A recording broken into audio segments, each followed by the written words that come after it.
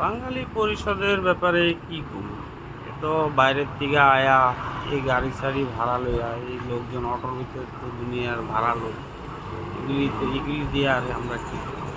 এগুলি কোনো কাম নাই, এগুলি বেকার।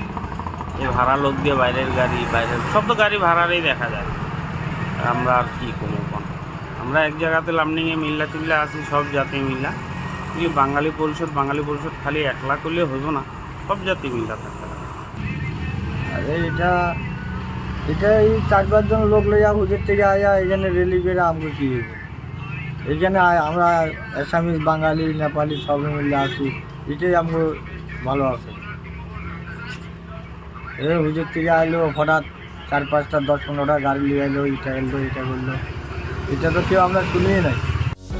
যিকোনো খবৰৰ বাবে যোগাযোগ কৰক আমাৰ এই নম্বৰত 9181 307 221।